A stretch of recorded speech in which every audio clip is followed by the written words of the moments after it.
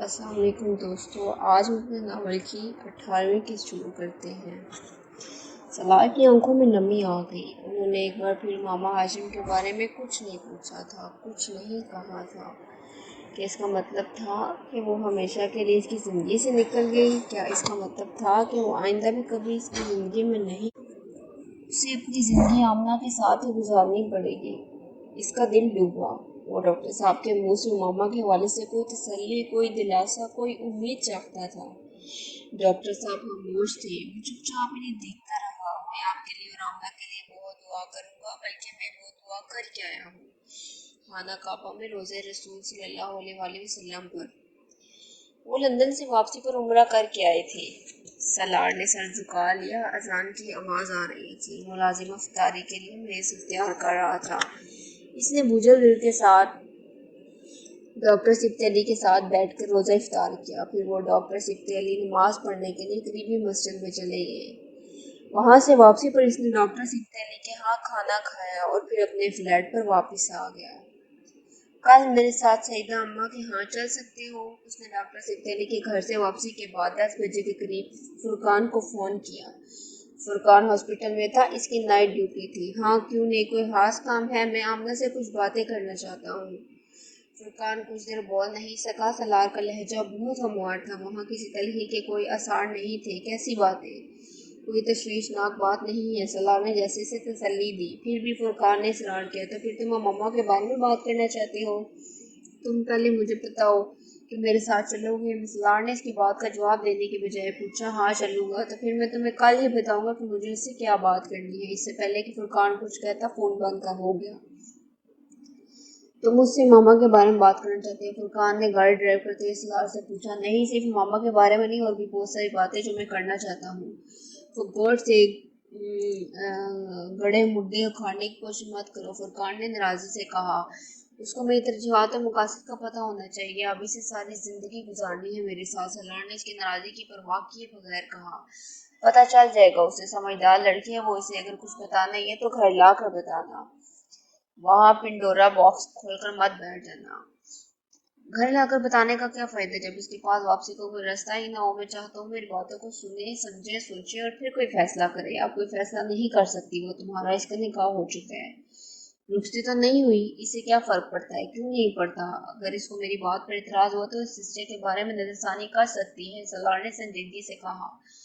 फुरकान ने चुपती हुई नजरों से इसे देखा। और उस नजरसानी के लिए तुम किस तरह की हकाइक और दलाइल पेश करने वाले हो इसके सामने?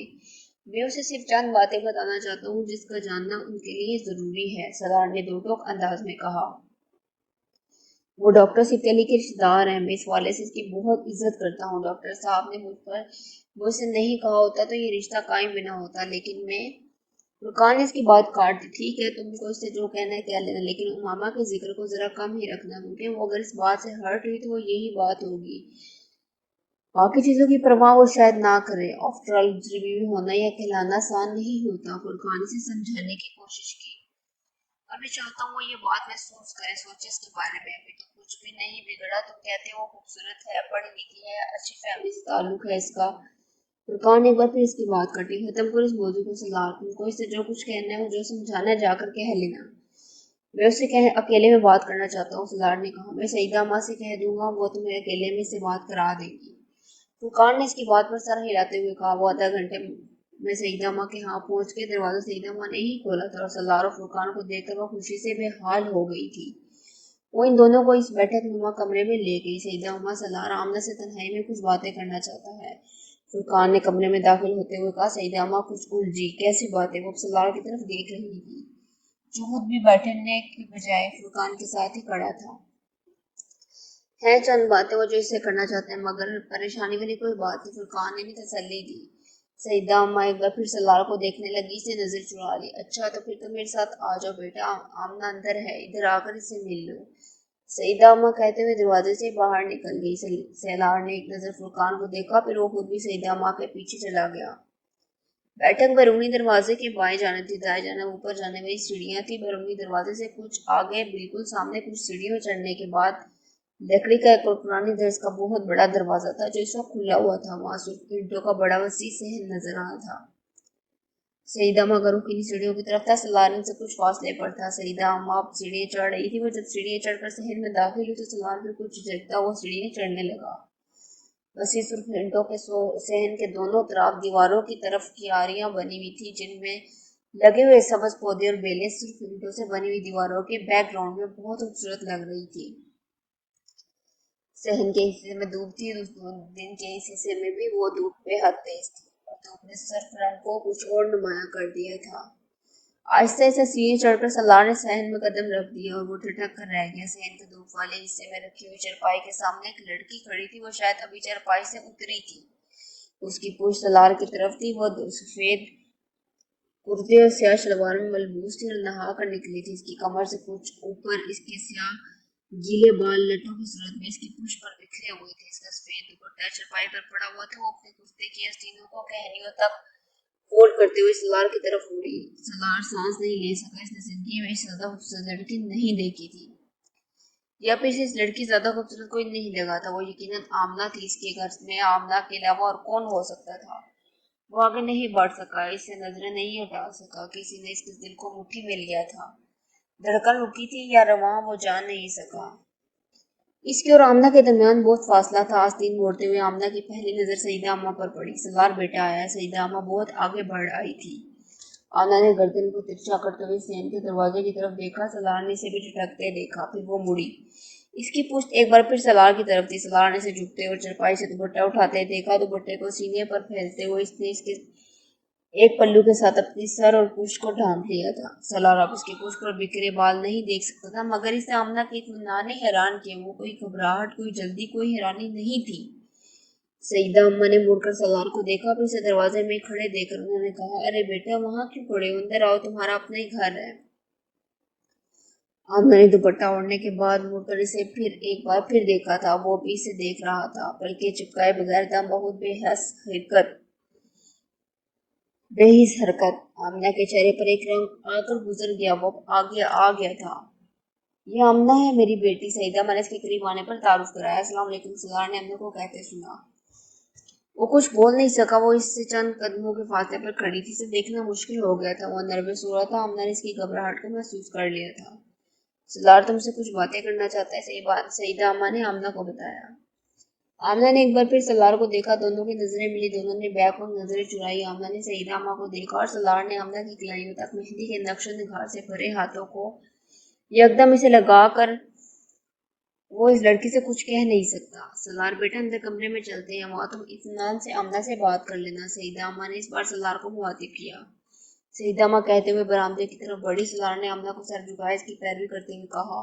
वो वहीं खड़ा हुआ इसे अंदर जाता देख रहा था। सईदा अम्मा कमरे का दरवाजा खोलकर अंदर दाखिल हो गई। आमना ने दरवाजे के पास पहुंच कर मुड़ते मुड़ते से देखा। सलार ने बड़ी रफ्तार से नजरें झुका ली। आमना ने मुड़कर इसे देखा। फिर शायद वो हैरान हुई, सलार अंदर क्यों नहीं आ रहा। सलार ने इसकी तरफ देखे बगैर सर झुकाए कदम आगे बढ़ा दिए। आमना कुछ मुतमईन होकर मुड़कर कमरे में दाखिल हो गई। सलार जब कमरे में दाखिल हुआ तो सईदा अम्मा पहले एक कुर्सी पर बैठ चुकी थी। आमना लाइट ऑन कर रही थी। सलार को धूप से अंदर आकर हल्की का एहसास हुआ। बैठो बेटा, सईदा अम्मा ने कुर्सी की तरफ इशारा करते हुए इससे कहा। सलार कुर्सी पर बैठ गया। आमना लाइट ऑन करने के बाद उससे कुछ फासले पर इसके मध्य मुकाबिल एक काउच पर बैठ गई। सलार मुंतजिर था कि सईदा अम्मा को चंद लम्हों में वहां से उठकर चली जाएगी। फरकान ने वाज़ेह तौर पर नहीं बताया था कोई उससे तन्हाई में बात करता था, मगर चंद लम्हों के बाद सलार को अंदाजा हो गया कि ये इसका इंतजार बेकार है। वो शायद ये भूल गई थी कि सलार तन्हाई में अमना से मिलना चाहता था, या फिर इनका ख्याल था कि तन्हाई सिर्फ फुरकान की अदम मौजूदगी के लिए थी। सलार ने इन्हें इसमें शामिल नहीं किया होगा, या फिर वो भी सलार को इतना काबिल एतबार नहीं समझती कि अपने बेटे के साथ इसे अकेला छोड़ देती। सलार को आखिर अंदाजा सही लगा। वो उससे कुछ देर और जितना कुछ कहना चाहता था सईदा अम्मा के सामने नहीं कहना चाहता था। वो कह नहीं सकता था। इसने अपने ज़हन को खंगालने की कोशिश की। इसे कुछ तो कहना ही था। वो कुछ नहीं ढूंढ सका। इसका जहन खाली था। नीम तारीख होने कमरे में बिल्कुल खामोशी थी। वो दोनों हाथों की उंगलियां एक दूसरे में फंसाए फर्श पर नजरें जमाए हुए था। आमना ने कमरे में कोई फैंसी लाइट रोशन की थी। ऊंची दीवारों वाला फर्नीचर से भरा हुआ उसी गरीब कमरा शायद सेटिंग रूम के तौर पर इस्तेमाल होता था। इसमें बहुत ज्यादा दरवाजे थे। तमाम दरवाजे बंद थे। कमरे में मौजूद वाहिद खिड़की बरामदे में खुलती थी और इसके आगे पर्दे थे। फर्श को बारी बार कम मैरून नक्श नगार के कालीन से ढका हुआ था। फैंसी लाइट कमरे को पूरी तरह रोशन करने में नाकाम हो रही थी। कम से कम कमरे में सलार को तरीकी ही महसूस हो रही थी। शायद ये इसके एहसास थे या फिर मुझे अपने ऑप्टिशियन से आज जरूर मिलना है। करीब के साथ साथ शायद मेरी दूर की भी नजर कमजोर हो गई है। सलार ने मायूसी से पूछा। सेंटर टेबल के दूसरी तरफ बैठी आमना को देख नहीं पा रहा था। इसने एक बार फिर नजर कलीन पर जमा दी। फिर इसने एकदम आमना को उठते देखा और दीवार के पास जाकर कुछ और लाइट्स ऑन कर रही थी। कमरा ट्यूब लाइट्स की रोशनी में जगमगा उठा। फैंसी लाइट बंद हो गई। सलार हैरान हुआ। आमना ने पहले ट्यूब लाइट ऑन क्यों नहीं की थी। फिर अचानक से एहसास हुआ वो भी नर्वस थी। आमना दोबारा फिर इसके सामने काउच पर आकर बैठ गई। वैसे कुछ फासले पर सईदा माँ के पास आकर कुर्सी में बैठ गई। सलार ने इसे इस बार देखने की कोशिश नहीं की। वो इस तरह कलीन को घूरता रहा। सईदा माँ का सबर फैलाकर जवाब देगा। कुछ देर बाद उन्हें खंखार कर सलार को मतवजा किया। करो बेटा वो बातें जो तुमने आमना से तन्हाई में करनी थी। उन्होंने सलार को बेटे बड़े प्यार से याद दिलाया। इतनी देर से जो बैठे मेरा तो दिल होल रहा है। सलार ने गहरा सांस लिया। फिर सईदा और आमना को बारी बारी देखा। कुछ नहीं, मैं बस इन्हें देखना चाहता था। इसने अपने लहजे को तलमुकान हमवार रखते हुए कहा। सईदा माँ के चेहरे पर बशाशत आ गई। तो इतनी सी बात है, फुरकान ने मुझे डरा ही दिया। हाँ हाँ जरूर देखो, क्यों नहीं, बीवी है तुम्हारी, वो उठकर खड़ा हो गया। आप इनसे कह दे कि सामान पैक कर ले, मैं बाहर इंतजार करता हूँ। वो दरवाजे की तरफ बढ़ता हुआ सईदा माँ से बोला। आमना ने चौंक कर इसे देखा। सईदा माँ को भी हैरानी से देखती रही थी। मगर बेटा तुम तो सिर्फ कुछ बातें करना चाहते थे, इससे फिर रुखसती मेरा मतलब है मैं चाहती थी बाकायदा रुखसत करूं। और सलार ने नरमी से सईदा माँ की बात काटी। आप ये समझती कि मैं बाकायदा रुखसत करवाने के लिए ही आया हूँ। सईदा माँ कुछ देर का चेहरा देखती हुई फिर बोले, ठीक है बेटा, फिर अगर तुम ऐसे चाहते हो तो ऐसे ही, मगर इफ्तार के लिए रुको, चंद घंटे ही बाकी है, खाना तो खा कर जाओ। नहीं, मुझे और फुरकान को कुछ काम है, मैं इसे सिर्फ 1 घंटे के लिए लेकर आया था। सलार ज्यादा रुकना मुमकिन नहीं है मेरे लिए। वो खड़े खड़े कह रहा था। लेकिन अम्मा मुझे तो सामान पैक करने में बहुत देर लगेगी। आमना ने वही कुर्सी पर बैठे पहली बार सारी गुफ्तगू में हिस्सा लिया। सलार ने मुड़कर से देखते बगैर से कहा, सईदा माँ आप इनसे कहें ये आराम से पैकिंग कर ले, मैं बाहर इंतजार करूंगा जितनी देर ये चाहे। वो अब कमरे से निकल गया था। फुरकान हैरानी से सलार को देखा। वो बैठक में दाखिल हो रहा था। तुम इतनी जल्दी वापस आ गए? तो मैं तो सोच रहा था तुम वहां से देर के बाद वापस आओगे। सलाह जवाब में कुछ कहने की बजाय बैठ गया। फुरकान इसके चेहरे को गौर से देखा। हैरियत है? हाँ। आमना से मुलाकात हुई? हाँ। फिर क्या चले? नहीं। क्यों? मैं आमना को साथ लेकर जा रहा हूँ। क्या? फुरकान होचका हो रह गया। तुम तो इसे बात करने आई थी। सलाह जवाब देने की बजाय अजीब सी नजरों से इसे देखने लगा। ये एकदम रुस्ती का क्यों सोच लिया? बस सोच लिया।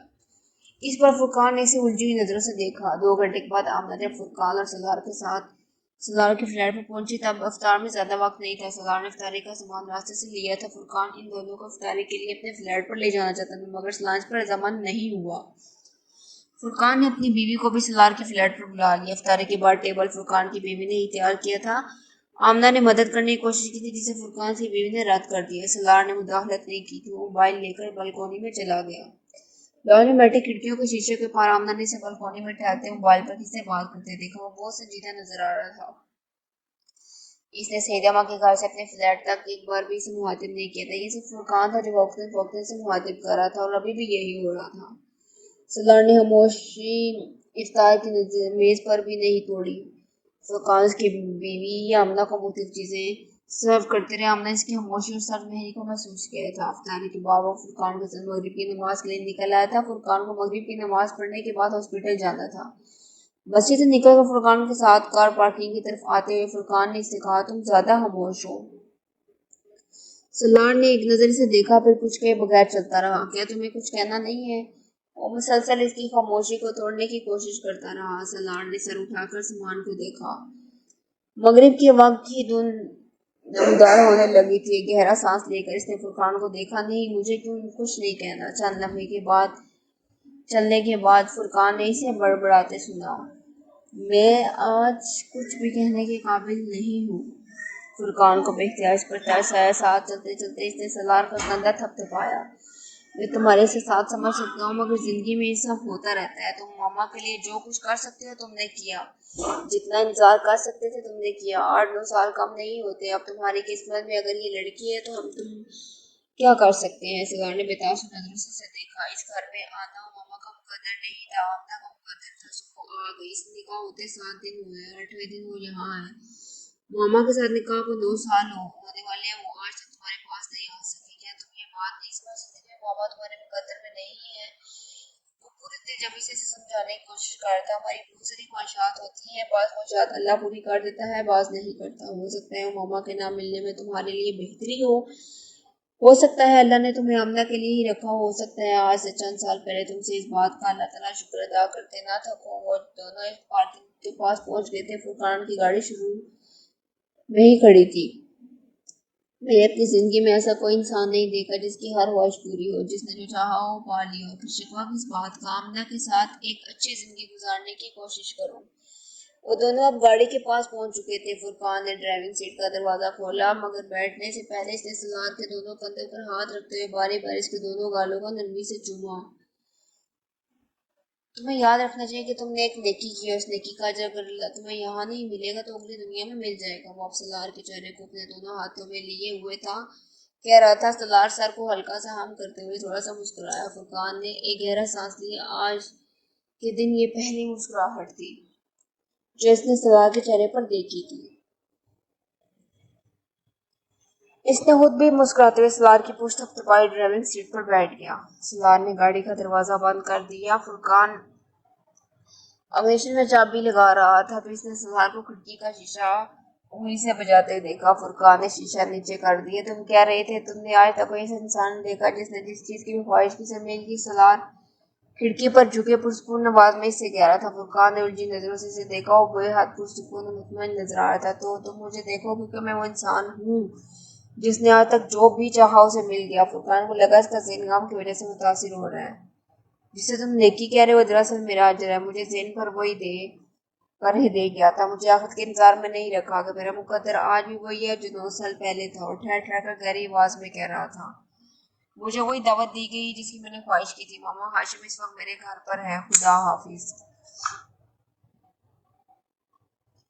फुरकान दम बहुत दूर जाते हुए इसकी पूछ देख रहा था। वो कह रहा था जैसे इसको समझ में नहीं आया। शायद मैं ठीक से इसकी बात नहीं सुन पा रहा है, फिर शायद इसका दिमाग खराब हो गया है, या फिर शायद इसने सबर कर लिया। मामा हाशिम सलार अब बहुत दूर नजर आ रहा था। लाहौर पहुंचने के बाद इसने अगला मरहला किसी की मदद हासिल करना था, मगर किसकी? वो हॉस्टल नहीं जा सकती थी। वो जवेरिया बाकी लोगों से रवाबित नहीं कर सकती थी क्योंकि इसके घर वाले इसके दोस्तों से वाकिफ थे और चंद घंटों में वो इसे लाहौर में ढूंढने वाले थे। बल्कि हो सकता है मैं अब तक इसकी इतला शुरू हो चुकी है। वो इस सूरत हाल में लोगों से रब्ता करना खतरे से खाली नहीं था। इसके लिए सबीहा की सूरत में वाहिद ऑप्शन रह जाता था, मगर वो इस बात पर वाकिफ नहीं थी कि वो भी पेशावर से वापस आई थी या नहीं। सबीहा के घर पर मुलाजिम के सिवा और कोई नहीं था। वो लोग अभी पेशावर में ही थे। वापस कब आएंगे? इसने मुलाजिम से पूछा। वो इन्हें जानता था। क्या आपके पास वहाँ का फोन नंबर है? इसने कदर मायूसी के आने में पूछा। जी वहाँ का फोन नंबर मेरे पास है, मुलाजिम ने इससे कहा। वहाँ मुझे दे दे, मैं फोन पर इससे बात करना चाहती हूँ। मुझे कुछ तसल्ली हुई। मुलाजिम इसे अंदर ले आए। ड्राइंग रूम में उसे बिठाकर इसने वो नंबर ला दिया। इसने मोबाइल पर वहीं बैठे बैठे सबीहा को रिंग किया। फोन पेशावर में घर के किसी फर्द ने उठा लिया और उसे बताया कि सबीहा बाहर गई हुई है। मामा ने फोन बंद कर दिया। सबीहा से मेरी बात नहीं हो सकी, मैं कुछ देर बाद से दोबारा फोन करूंगी, इसने पास खड़े मुलाजिम से कहा। तब तक मैं यही बैठूंगी, मुलाजिम सल्लाते हुए चिल्लाया। इसने खड़े घंटे के बाद दोबारा सुबीहा को फोन किया। वो इसकी कॉल पर हैरान थी। इसने मुख्तसर तौर पर अपना घर छोड़ आने के बाद में बताया कि इसने सलार से अपने निकाह के बारे में नहीं बताया क्योंकि वो नहीं जानती थी सुबीहा इस सारे मामले में किस तरह देखेगी। मोहम्मद तुम्हारे लिए सबसे बेहतर है कि तुम इस मामले में कोर्ट से रब्ता करो, तब्दीली मजहब के हवाले से प्रोटेक्शन मांगो। सबिया ने इसकी सारी गुफ्तगू सुनने के बाद कहा। मैं ये करना नहीं चाहती। क्यों? सबिया मैं पहले इस मसले के बारे में बहुत सोच चुकी हूँ। तो मेरे पापा की पोजीशन और असर रसूख से वाकिफ हो। प्रेस तो तूफान उठा देगा। मेरी फैमिली को बहुत सारी परेशानियों का सामना करना पड़ेगा। मैं तो ये नहीं चाहती कि मेरे घर पर पथराव हो, मेरी वजह से मेरे घर वालों की जिंदगी को खतरा हो। और आज तक जितनी लड़कियों ने इस्लाम कबूल करके कोर्ट प्रोटेक्शन लेने की कोशिश की है, इनके साथ क्या हुआ है? कोर्ट दारुल मान भिजवा देती है, वो जेल भिजवाने की मुतरादिफ है। केस का फैसला कितनी देर तक हो कुछ पता नहीं। घर वाले एक के बाद एक केस फाइल करते रहते हैं। कितने साल इस तरह गुजर जाएंगे, कुछ पता नहीं होता। अगर किसी को कोर्ट आजाद रहने की इजाजत भी दे देते, वो लोग इतने मसले खड़े करते कि बहुत सारी लड़कियां वापस घर वालों के पास वापस चली जाती है। मैं तो दारुल ईमान में अपनी जिंदगी बर्बाद करना चाहती ही ना ही लोगों को नजरों में आना चाहती। मैंने खामोशी के साथ घर छोड़ा, मैं खामोशी के साथ अपनी जिंदगी गुजारना चाहती हूँ। मैं तुम्हारी बात समझ सकती हूँ मामा, लेकिन मिसाइल तो तुम्हारे लिए अभी भी खड़े किए जाएंगे। वो तुम्हारी तलाश के लिए एड़ी चोटी का जोर लगा देंगे। इन लोगों के लिए मिसाइल पैदा होगा जो तुम्हें पनाह दे रहे हैं। वो तुम्हें जब चुनना शुरू कर देंगे तो तुम उस तक पहुंचने के लिए बहुत आसान होगा। तुम्हारी मदद करके हमें बहुत खुशी होगी, मगर अब वो मेरे यही चाहेंगे कि मदद छुप कर करने की बजाय खुलकर की जाए। कोर्ट इस मामले में यकीनन तुम्हारे हक में अपना फैसला देगा। तुम अभी मेरे घर पर ही हो, मैं इस बारे में मुलाजिम को कह देती हूँ और आज मैं अबू से बात करती हूँ, हम कोशिश करेंगे कल और वापिस आ जाए। मोहम्मद ने मुलाजिम को बुलाकर फोन इसके हवाले कर दिया। सबीहा ने मुलाजिम को कुछ हदायत दी, फिर रब्ता मुनक़ता कर दिया। मैं सबीहा का कमरा खोल रहा हूँ, अब वहाँ चलते हैं, मुलाजिम ने इससे कहा। वो सबीहा के कमरे में चली गई, मगर इसकी तशवीश और परेशानी में इजाफा होगा। वो सबीहा के नुक्ता नज़र को समझ सकती थी। वो यकीनन ये नहीं चाहती थी कि उस सबीहा और उसकी फैमिली पर कोई मुसीबत आए। इस मामले में सबीहा के अंदेशे दुरुस्त थे। अगर हाशिम बिन को ये पता चल दिया कि इसे सबीहा की फैमिली ने पनाह दी तो वो इसके जाने दुश्मन बन जाते। शायद इस तरह सबीहा ने इससे कानून की मदद लेने के लिए कहा था, मगर ये रास्ता इसके लिए ज्यादा दुश्वार था। जमात के इतने बड़े लीडर की बेटी का इस तरह का मजहब छोड़ देना पूरी जमात के मुंह पर तमाचे की मुतरादिफ था। वो जानते थे कि इसे पूरे मुल्क में जमात और खुद इनके खानदान को कितनी जिक पहुंचेगी। वो इस बेइज्जती से बचने के लिए बेहद तक किसी हद तक जा सकती है। मामा जानती नहीं थी, मगर अंदाजा कर सकती थी। वो सबीहा के कमरे में दाखिल हो रही थी जब तक इसके जहन में एक जुमाके के साथ सईदत मरियम सिप्तली का ख्याल आता है। वो सबीहा के दोस्त और क्लास फेल थे, वो इससे कई बार मिलती रही थी। एक बार सबीहा ने घर पर ही मरियम को उसके इस्लाम कबूल करने का पता चला था। वो शायद सबीहा की वाहिद दोस्ती थी। सबीहा ने मोमा के बारे में बताया था और मरियम बहुत हैरान नजर आई थी। तुम्हें अगर कभी मेरी किसी मदद की जरूरत है तो मुझे जरूर बता देना, बल्कि बिला झिझक मेरे पास आ जाना। इसने बड़ा गर्म जोशी के साथ मोहम्मद से हाथ मिलाते हुए कहा। बाद में मोहम्मद से होने वाली मुलाकातों से वो हमेशा इसे इसे गर्मजोशी के साथ मिलती रही है। वो नहीं जानती थी कि इसे इसका ख्याल क्यों आया था, वो किस हद तक इसकी मदद कर सकती थी, मगर इस वक्त उसने उससे भी रब्ता करने का फैसला किया। इसने मोबाइल से फोन करना चाहा, मगर मोबाइल की बैटरी खत्म हो चुकी थी। इसने रिचार्ज करने के लिए लगाया तो खुद लॉन में आकर अपनी डायरी से मरीम का नंबर डायल करने लगी। फौरन डॉक्टर सिप्तेरी ने उठाया था। मैं मरीम से बात करना चाहती हूँ, मैं इनकी दोस्त हूँ। उसने अपना तारुफ कराया। इसने पहली बार मरीम को फोन किया था। मैं बात करवाता हूँ, उन्होंने फोन होल्ड रखते हुए कहा। कुछ सेकंड के बाद मामा ने दूसरे मरीम की आवाज सुनी। हेलो हेलो मरियम, मैं मामा बात कर रही हूँ। मामा हाशिम? मरियम ने हैरानी से पूछा। हाँ, मुझे तुम्हारी जरूरत है, और इसे अपने बारे में बताई। दूसरा मुकम्मल होश थी जब उसने बात की तो मरियम ने कहा, तुम इस वक्त कहाँ हो? मैं सबीहा के घर पर हूँ, मगर सबीहा के घर पर कोई नहीं है। सबीहा पेशावर में है। उसने सबीहा के साथ होने वाली गुफ्तगू के बारे में उसे नहीं बताया। तुम वही रहो, मैं ड्राइवर को भेजती हूँ, तुम अपना सामान लेकर इसके साथ आ जाओ। मैं इतनी देर में अपनी अम्मी और अबू से बात करती हूँ। इसने फोन बंद करते हुए कहा। यह सिर्फ इत्तेफाक था कि इसने डॉक्टर सिप्तेरी के घर की जाने वाली कॉल सरदार के मोबाइल से नहीं की थी, वरना सिकंदर उस्मान डॉक्टर सिप्तेरी के घर में पहुंच जाते। और अगर मामा को ये ख्याल आ जाता कि मोबाइल के बिल से इसे ट्रेस आउट करने की कोशिश करेंगे तो लाहौर आकर एक वक्त मोबाइल इस्तेमाल ना करती। ये कोई इत्तेफाक था कि डॉक्टर सिप्तेरी ने अपने ऑफिस की गाड़ी ड्राइवर को इसे लेने के लिए भिजवाया था, वरना सबीहा का मुलाजिम मरीम की गाड़ी और ड्राइवर को पहचानता, क्योंकि मरीम अक्सर वहाँ आया करती थी। और सबीहा के साथ साथ वो लोग भी जान ले जाते कि वह सबीहा के घर से कहाँ गई है। आधा घंटे बाद मुलाजिम ने गाड़ी के आने की इत्तला दी। वो अपना बैग उठाने लगी। क्या आप जा रही हैं? हाँ। वैसे सबीहा बेबी तो कह रही थी कि आप यहाँ रहेंगी। नहीं, मैं जा रही हूँ। अगर सबीहा का फोन बताने में चली गई। उसने तो पुलिस से ये नहीं बताया कि वो मरीम के घर जा रही है। वो पहली बार मरीम के घर गई, जिसका ख्याल था कि वहां जाकर इसे एक बार फिर मरीम और उसके वालिदैन को अपने बारे में सब कुछ बताना पड़ेगा। उसे ज़हनी तौर पर खुद को सवालों के लिए तैयार कर रही थी, मगर ऐसा कुछ हुआ नहीं है। हम लोग नाश्ता कर चुके थे, तुम नाश्ता कर लो। मरीम ने पुरुष में इसका इस्तकबालिया किए, इसे अंदर लाते हुए जाते हुए कहा। अंदर लाउंज में डॉक्टर सिब्दली उनकी बीवी से इसका तारुफ कराया और बड़े इत्तेफाक से मिले। मामा के चेहरे पर इतनी शर्मिंदगी और परेशानी थी कि डॉक्टर सिब्दली को उस पर तरस आया। मैं खाना लगवाती हूँ मरियम तो इसे इसका कमरा दिखा दो ताकि ये कपड़े चेंज कर ले। सिब्दली की बीवी ने मरियम से कहा। वो जब कपड़े बदल कर आई तो नाश्ता लग चुका था। इसने खामोशी से नाश्ता किया। मामा आप जाकर सो जाए, मैं ऑफिस जा रहा हूँ, शाम को आपसे आपके मसले में बात करेंगे। डॉक्टर सिब्दली ने इसे नाश्ता खत्म करते हुए कहा। मरियम तुम इसे कमरे में ले जाओ। खुद लाउंज से निकल गए। मरीम के साथ अपने कमरे में चली गई। मामा अब तुम सो जाओ, मैं तुम्हारे चेहरे पर सजा गया कि तुम पिछले कई घंटों से नहीं सोई। अंतर पड़ता कर और परेशानी में नींद नहीं आती, तुम इस वक्त इसका शिकार होगी। मैं तुम्हें कोई टैबलेट ला कर देती हूँ, अगर नींद आ गई तो ठीक होना, टैबलेट लेना। वो कमरे से बाहर निकल गई। कुछ देर बाद उसकी वापसी हुई। पानी का गिलास और टैबलेट बेड साइड टेबल पर रखते हुए उसने कहा, तुम बिल्कुल रिलैक्स होकर सो जाओ, सब कुछ ठीक हो जाएगा। तुम समझो कि तुम अपने घर में हो। वो कमरे की लाइट ऑफ करती हुई फिर कमरे से निकल गई। सुबह के 9:30 बजे थे। अभी तक बाहर बहुत धुंध थी। कमरे की खिड़कियों पर पर्दे होने की वजह से कमरा में अंधेरा कुछ और गहरा था। इसने किसी मामूल की तरह टैबलेट पानी के साथ निकली। इसके बगैर नींद आने का सवाल ही पैदा नहीं होता। इसके जहन में इतने बहुत से हालात आ रहे थे कि बेड पर लेट कर नींद का इंतजार करना मुश्किल हो जाता। चंद मिनटों के बाद उसने अपने सांप पर एक नूर की तारी महसूस होती देखी। वो जिस तरह दोबारा उठी तो इस तरह कमरे मुकम्मल तौर तरीक हो चुका था। वो बेड से उठकर दीवार की तरफ गई से लाइट जला दी। वॉल क्लॉक पर रात के 11:30 बजे थे। वो पूरे तौर पर अंदाजा नहीं कर सकी ये इतनी लंबी नींद टैबलेट खा सकती है या फिर पिछले कई दिनों से सही तौर पर न सोने की। जो कुछ भी था वो सुबह से बहुत बेहतर हालत में थी। इसे बेहद भूख लग रही थी, मगर वो नहीं जानती थी घर के अफराद इस वक्त जाग रहे होंगे या नहीं। बहुत आहिस्ती से दरवाजा खोलकर लॉन्च में निकल गई। डॉक्टर सिकली लॉन्च की सोफे पर बैठे कोई किताब पढ़ रहे थे। दरवाजा खुलने की आवाज सुनकर उन्होंने सर उठाकर देखा। उसे देखकर मुस्कुराए। अच्छी नींद आई? वो बड़ी प्रशासन से बोले। जी। इसने मुस्कुराने की कोशिश की। आप ऐसा करें, वो सामने किचन में वहां चले जाए, खाना रखा हुआ गर्म करें, वहां टेबल पर ही खा लें। इसके बाद चाय के 2 कप बनाए और यहाँ आ जाए। वो कुछ के बगैर किचन में चली गई। फ्रिज में रखा हुआ खाना निकालकर उसने गर्म किया और खाने के बाद चाय लेकर लॉन में आ गई। चाय का एक कप बनाकर से डॉक्टर सिकली को दिया। वो किताब मेज पर रख चुके थे। दूसरा कप लेकर उनके मध्य मुकाबिल दूसरे सोफे पर बैठ गई। वो अंदाजा कर चुकी थी वो इससे कुछ बातें करना चाहते थे। चाय बहुत अच्छी है। उन्होंने एक सिप लेकर मुस्कुराते हुए कहा। वो इतनी नर्वस थी कि इनकी तारीफ में मुस्कुरा सकी ना शुक्रिया अदा कर सकी। बस इतने देखते रही। तो मामा, आपने जो फैसला किया इसके सही होने में कोई राय नहीं हो सकती, मगर फैसला बहुत बड़ा है। इतने बड़े फैसले करने के लिए बहुत हिम्मत की जरूरत होती है, खास तौर पर इस कम उम्र में। मगर बाज दफा फैसले करने के लिए इतनी जरूरत नहीं होती जितनी इस पर कायम रहने के लिए होती है।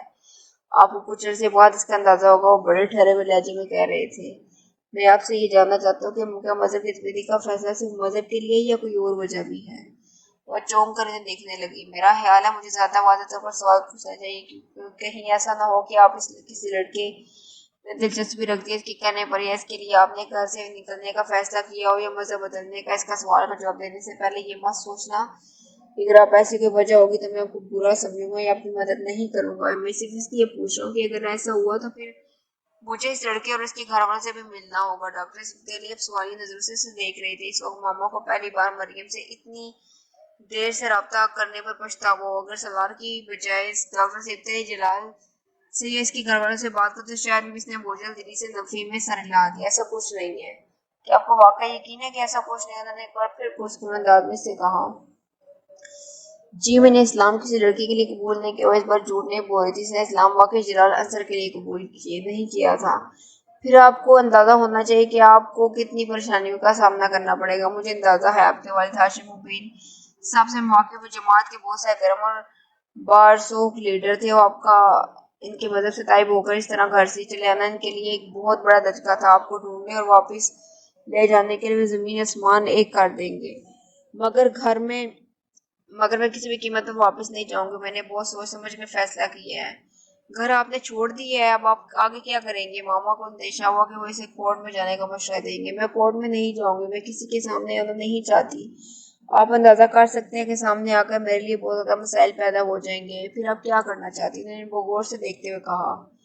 सामने आने का मतलब ये नहीं कि आप मेडिकल कॉलेज में अपनी स्टडीज जारी नहीं रख सकेंगे। मैं जानती हूँ कि इसने चाय का कप रखते हुए इसके कहा, मैं वैसे भी खुद को मेडिकल की तालीम अफोर्ड कर भी नहीं सकती, और अगर किसी दूसरे मेडिकल कॉलेज में किसी दूसरे शहरी सूबे में आपकी माइग्रेशन करवा दी जाए तो नहीं, वो मुझे ढूंढ लेंगे। इनके जहन में सबसे पहले ये आएगा कि वो माइग्रेशन करवाने के लिए कोशिश करूंगी, और इतने थोड़े से मेडिकल कॉलेज में मुझे ढूंढना बहुत आसान है। फिर मैं बीएससी में किसी कॉलेज में एडमिशन लेना चाहती हूँ। मैं किसी दूसरे शहर में लाहौर में और कॉलेज छान मारेंगे। वो अपना नाम ही बदलवाना चाहती हूँ। अगर आप इन दोनों का मेरी मदद कर सकते हैं, मैं बहुत एहसान मंद रहूंगी। डॉक्टर सिब्बत बहुत देर खामोश और गहरी सोच में गुम थे। फिर उन्होंने गहरा सांस लिया और मामा अभी कुछ अरसे आपको यहीं रहना चाहिए। पहले तो ये देखना कि आपके घर वाले आपकी तलाश में क्या क्या तरीके तैयार करेंगे। चंद हफ्ते इंतजार करते हैं, फिर देखते हैं आगे क्या करना है। आप इस घर में बिल्कुल महफूज हैं, आपको इस हवाले से कोई परेशानी नहीं होनी चाहिए। आप कोर्ट में नहीं जाना चाहती, मैं आपको इसके लिए मजबूर नहीं करूंगा, और आपको ये डर नहीं होना चाहिए कि कोई यहाँ तक आ जाएगा या आपकी जबरदस्ती यहाँ से ले जाएगा। आपके साथ कोई भी किसी भी तरह की जबरदस्ती नहीं कर सकता।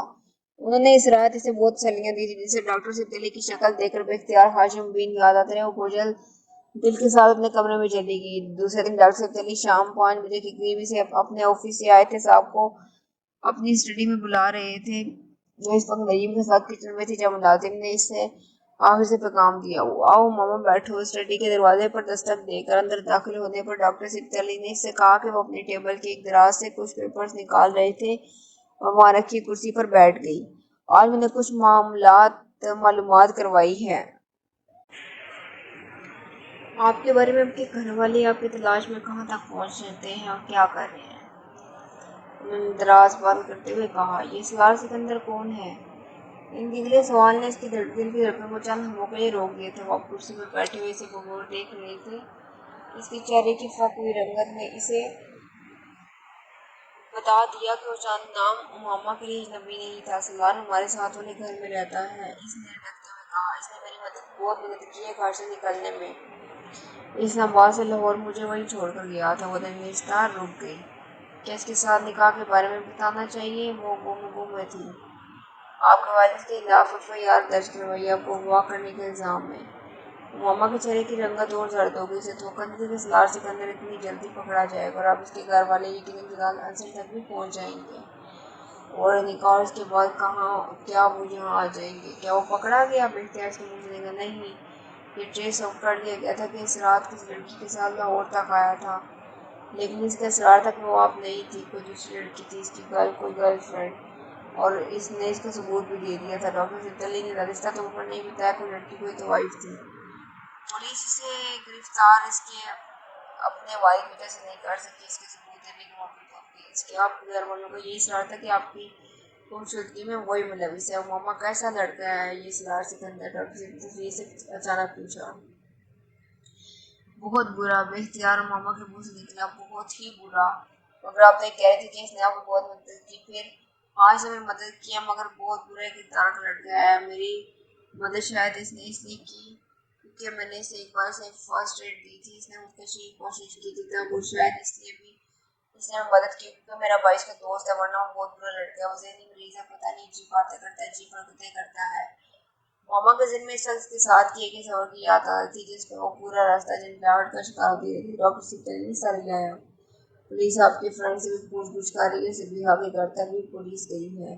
सबिहा पेशावर से वापस आ गई, मगर मरियम ने सबिहा को ये नहीं बताया कि आप यहाँ हमारे यहाँ।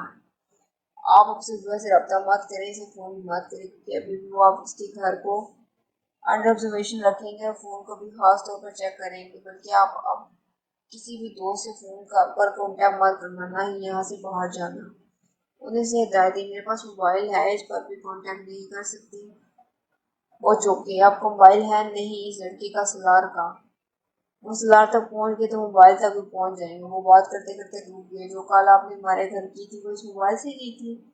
इस बार इनकी आवाज में तफ्तीश थी। नहीं, वो मैंने सबिहा के घर से की थी।